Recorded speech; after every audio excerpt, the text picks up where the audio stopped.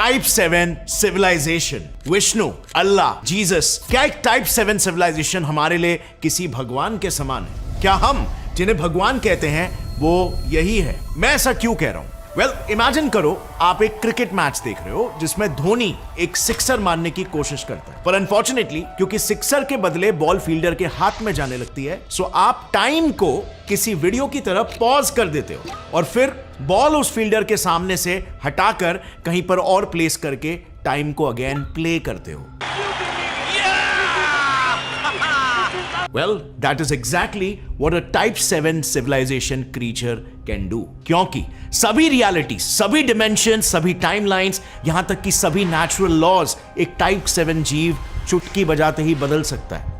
Sounds invincible, right? Well, अब जरा इसी सीन को एक दूसरे पर्सपेक्टिव से देखते हैं। Now imagine कि आप खुद धोनी हो जिसने वो शॉट खेला है और टाइप 7 सिविलाइजेशन का जीव कोई और है जो ऑडियंस में खड़े रहकर टाइम को पॉज कर देता है। अब इस सीन की सबसे वियर्ड बात क्या होगी? वो जीव आपको बचाने के बाद हो सकता है आपके साथ एक सेल्फी खींचकर भी चला जाए और आपको पता भी नहीं चले। यानी कि technically after all this 3 major सवाल यहां पर खड़े होते हैं। पहला, क्या ऐसा कोई एडवांस एलियन सिविलाइजेशन एक्चुअली में एग्जिस्ट भी कर सकता है और साइंटिस्ट इस बात से कितने कन्विंस्ड है? दूसरा, अगर हां कर सकता है तो क्या गारंटी है कि वो हमारे बीच रूप बदल के नहीं रह रहे? Even that is a possibility, right? And तीसरा सवाल, अगर लेट्स से वो एडवांस सिविलाइजेशन रूप बदल के हमारे बीच में नहीं रह रही है but scientifically it does exist, तो फिर वो ऐसी क्या चीज है जो उन्हें हमसे छुपा कर रख रही है? वेल, चाहे ये तीसरा सवाल कितना भी मिस्टिफाइंग क्यों ना लगे, हमें फॉर्चुनेटली या अनफॉर्चुनेटली इन तीनों सवालों के जवाबों को एक सीक्वेंस में ही समझना होगा ताकि इस सिविलाइजेशन स्केल के कॉन्सेप्ट का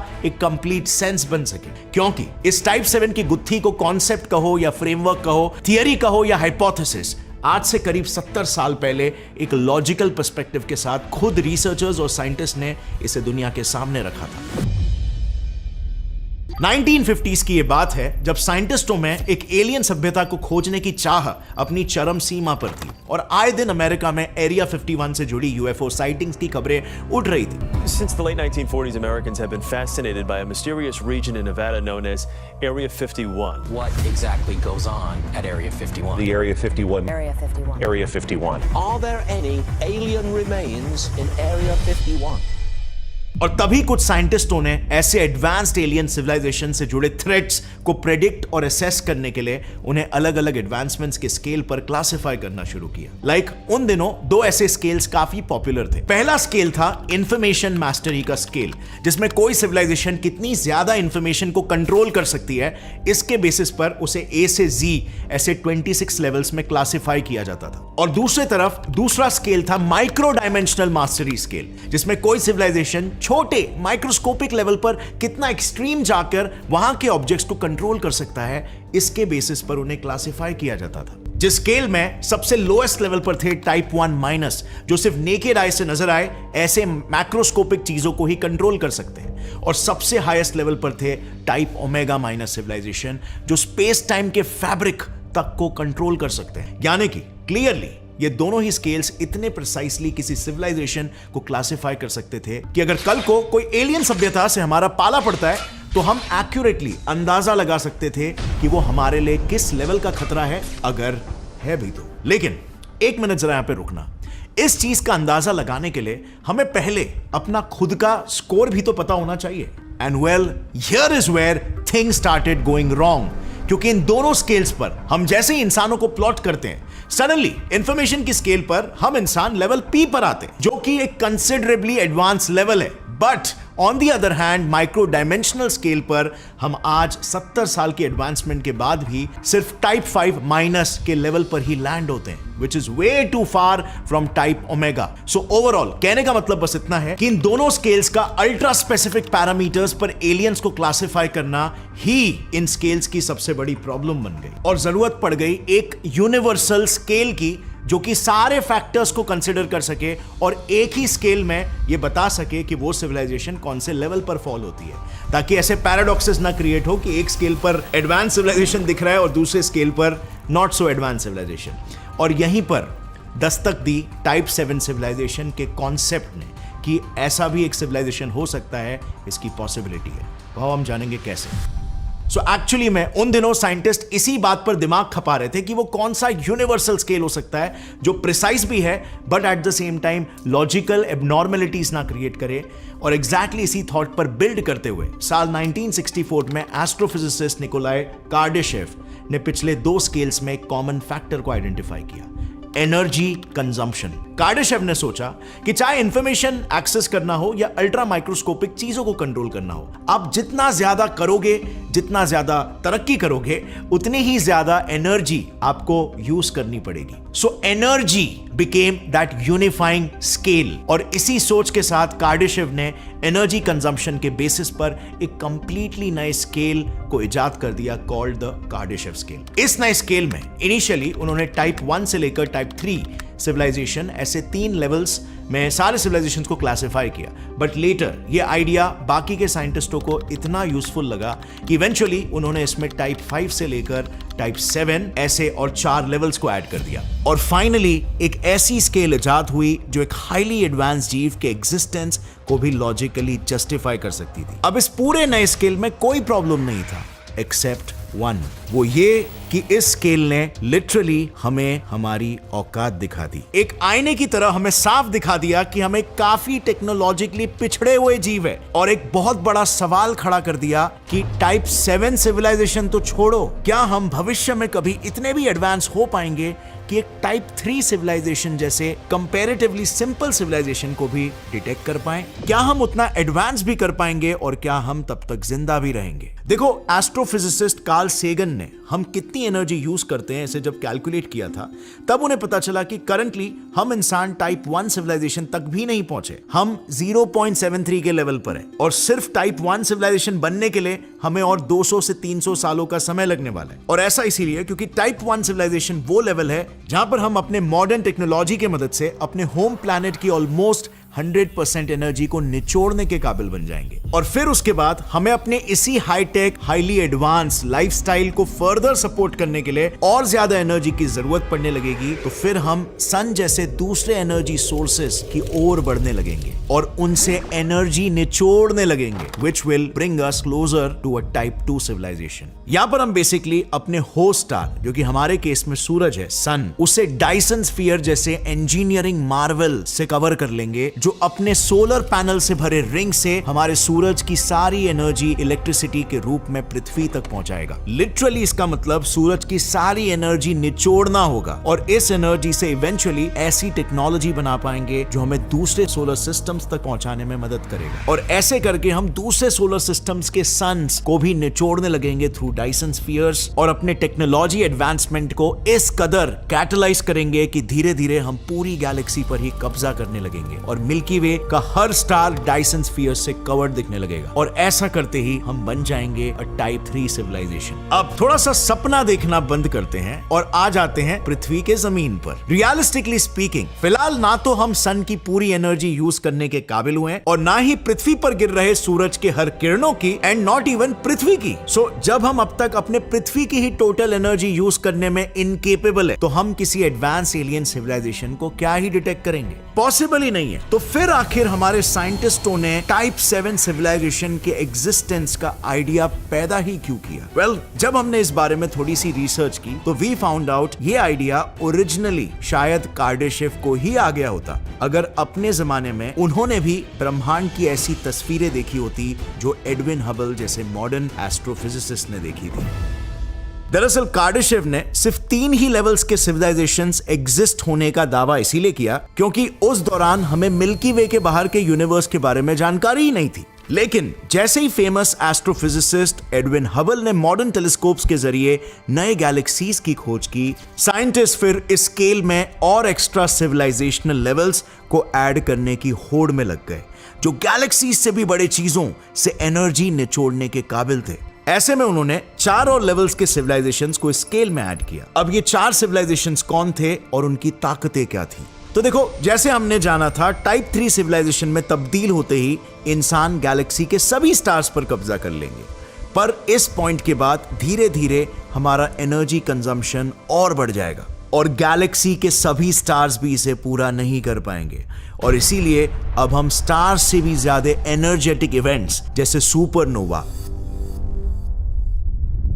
गैमा रे बर्स्ट एक्सप्लोजन्स,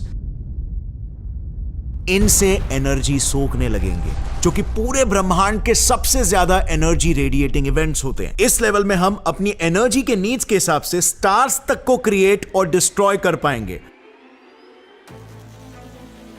और पूरे यूनिवर्स को अपने कंट्रोल में रख पाएंगे। इस मैसिव एनर्जी पर राज करते हुए और उसे यूटिलाइज करते हुए हम अपनी टेक्नोलॉजी को इस लेवल पर बढ़ा देंगे कि हम टाइप 4 सिविलाइजेशन बन जाएंगे। अब ऐसे में मे भी आपको लगे कि यूनिवर्स में अब और बचा ही क्या है। जितनी भी एनर्जी थी टाइप 4 सिविलाइजेशन ने सब कुछ सोख दी। We have reached our final goal, right? Well, not really. उन दिनों साइंटिफिक कम्युनिटी में स्ट्रिंग थियरी जैसे कई मॉडर्न थियरीज बनना शुरू हो गए थे, जो मल्टीवर्स और मल्टीपल डिमेंशंस के एग्जिस्टेंस की बात कर रहे थे। सो साइंटिस्टों ने सोचा, व्हाट इफ कुछ ऐसे सिविलाइजेशंस हो जो हमारे खुद के यूनिवर्सल रेल्म के बाहर रहते हो, एंड प्रोबेबली इसीलिए हम उन्हें देख नहीं पा रहे, पर उनकी हम पर नजर है। और इसी थॉट के साथ टाइप 5 लेवल सिविलाइजेशन का जन्म हुआ। इस लेवल पर हम लिटरली पूरे के पूरे गैलेक्सीज को निचोड़ने लगेंगे और फाइनली ऐसी टेक्नोलॉजी बना लेंगे जो हमें पैरेलल यूनिवर्सेस में ट्रैवल करा सके। यू नो, लाइक डीसी के फ्लैश की तरह, जो इंटर डायमेंशनल पोर्टल्स के जरिए पैरेलल यूनिवर्सेस में हॉप कर पाता है। This itself is mind blowing, right? Just imagine एक ऐसी एडवांस सभ्यता जो अपने खुद के यूनिवर्स की सारी एनर्जी निचोड़ चुकी है और वो पोर्टल्स के जरिए दूसरे यूनिवर्सेस में ट्रैवल कर रहे हैं एट देयर कन्वीनियंस, और उन हिडन डिमेंशंस में से वो सारी एनर्जी को एक्सट्रैक्ट कर रहे हैं। ऐसा कर पाने के ताकत से ही एक सिविलाइजेशन ऑफिशियली लेबल हो जाएगी टाइप 6 सिविलाइजेशन। यानी कि इस लेवल पर आने के बाद that civilisation would have entire control of all the cosmos throughout. Just सिर्फ एक चीज का कंट्रोल उनके पास अब तक नहीं आया होगा, एंड दैट इज फिजिक्स के लॉज के विपरीत जाकर मैटर को क्रिएट और डिस्ट्रॉय करने की ताकत। तो टाइप 6 सिविलाइजेशन इंस्टेड एक टाइप 7 सिविलाइजेशन कहलाने लगेगी, क्योंकि साइंटिस्टों के अनुसार टाइप 7 सिविलाइजेशन एक सिविलाइजेशनल पावर नहीं बल्कि एक इंडिविजुअल पावर होगा। वो एक इंडिविजुअल माइंड वाला बीइंग होगा जिसके अंदर पूरे ओमनीवर्स के सारे थॉट्स, सारा इंफॉर्मेशन और सारे टाइमलाइंस ट्रांसेंड हो चुके होंगे। यानी कि पूरे ओमनीवर्स में जो भी कॉन्शियसनेस होगा वो सब कुछ एक सुपर बीइंग के माइंड में ट्रांसेंड हो जाएगा। वो बीइंग ओमनीपोटेंट यानी ऑल पावरफुल, ओमनी प्रेजेंट यानी हर जगह मौजूद, और ओमनीशिएंट यानी उसको हर चीज का नॉलेज है। वो एक ऐसे सुपर बीइंग में तब्दील हो जाएगा जिन्हें आज शायद हम भगवान कहते हैं। बट फर्क सिर्फ इतना है कि शायद वो असलियत में भगवान ना हो, क्योंकि भगवान को हम सिर्फ अच्छाई से एसोसिएट करते हैं। अब फ्रेंड्स, यहां पर आता है एक बहुत ही गहरा सवाल। क्या सबूत है कि एक टाइप 7 सिविलाइजेशन का बीइंग आज के तारीख में एग्जिस्ट नहीं करता है और हम उसके पार्ट ऑलरेडी नहीं है? वेल, क्या सबूत है कि हम इंसान, हमारी पृथ्वी या हमारा पूरा यूनिवर्स उस विशालकाय जीव का महज एक अंश नहीं है? And this brings me to the unavoidable question and the title of the video, कि क्या हम वाकई में किसी इतने विशाल जीव के अंदर रहते हुए उसके अस्तित्व को डिटेक्ट कर सकते हैं? Well, most of the scientist के and even according to me इसके chances almost next to impossible है। इस चीज को हम एक और एक इंटरेस्टिंग पर्सपेक्टिव से समझ सकते हैं, बायोलॉजी के पर्सपेक्टिव से। लाइक आज से 500 मिलियन साल पहले जब ये स्पंज पृथ्वी पर आया था, तो वो लगभग सभी life processes like respiration, excretion इन पोर्स के जरिए ही करता था। लेकिन जैसे ही उसके सेल्स ने ज्यादा एनर्जी कंज्यूम करना शुरू किया, उन सेल्स ने अपने आप को इवॉल्व करके ग्रुप्स में बांट लिया और धीरे धीरे वो सेल्स ऐसे ऑर्गन्स में तब्दील हुए जिन्हें बॉडी में अलग अलग रोल्स मिलने लग गए। लाइक हार्ट सेल्स सर्कुलेशन करने लगे या स्पर्म सेल्स और एग्स रिप्रोडक्शन करने लगे। इससे हुआ ये कि ओवरऑल स्पंज की बॉडी ज्यादा कॉम्प्लेक्स स्ट्रक्चर्स में इवॉल्व हो सकी लाइक ह्यूमंस, जिसकी वजह से हमें कई एक्स्ट्रा पावर्स जिसकी मूवमेंट करने के लिए कुछ स्ट्रक्चर्स और सेंसरी ऑर्गन्स मिलने लग गए। यानी कि लॉन्ग स्टोरी शॉर्ट, जितनी ज्यादा एनर्जी बॉडी के सेल्स कंज्यूम करते रहेंगे उतना ज्यादा पावर उस बॉडी को मिलता रहेगा। और एग्जैक्टली यही टाइप 7 सिविलाइजेशन के साथ भी हो सकता है। जितनी ज्यादा एनर्जी हम और बाकी के सिविलाइजेशंस कंज्यूम करके एडवांस लेवल की ओर बढ़ रहे हैं, उतना ही टाइप 7 सिविलाइजेशन एक्चुअली में पावरफुल बनते जा रहा है। यानी कि एक तरह से हम ये कह सकते हैं कि हमारा डेवलपमेंट टाइप 7 को ताकत दे रहा है और इसी ताकत की मदद से वो अपने आप को इनविजिबल और इनविंसिबल रख पा रहे हैं। And now I know this is a mind-blowing concept, but this is entirely possible. In fact, कई साइंटिस्ट का तो ये तक कहना है कि हम इसी एडवांस सिविलाइजेशन के ब्रेन में रह रहे हो सकते हैं, क्योंकि and it is very hard to believe, brain cells और यूनिवर्स में साइंटिस्टों को बहुत सारी सिमिलैरिटीज मिली है। यानी कि हमारा पूरा यूनिवर्स एक ब्रेन हो सकता है और उसमें मौजूद सभी गैलेक्सीज बिल्कुल हमारे ब्रेन में मौजूद न्यूरॉन्स के एक जाल की तरह एक दूसरे से कनेक्टेड है। अब कई साइंटिस्ट एक्चुअली में इस कॉन्सेप्ट पर भी डिटेल में रिसर्च कर रहे हैं और हाल ही में मैंने एक वीडियो भी बनाया जिसे मैंने पूरे काफी डेप्थ में कवर किया है, जो आप यहां पर क्लिक करके देख सकते हो आई बटन पे, या फिर यहां पर कहीं पर वीडियो आ जाएगा, उसे चेकआउट जरूर करना। बहुत ही मिस्टिफाइंग कॉन्सेप्ट है एंड इट्स माइंड ब्लोइंग। और यहां तक अगर आप रुके हो तो इसका मतलब आपको वीडियो पसंद आया है, तो एक लाइक जरूर ठोकना और शेयर करो इस वीडियो को अपने फ्रेंड्स के साथ। मिलते हैं अगले वीडियो में विद अनदर फैसिनेटिंग कॉन्सेप्ट। तब तक के लिए stay curious and keep learning. जय हिंद।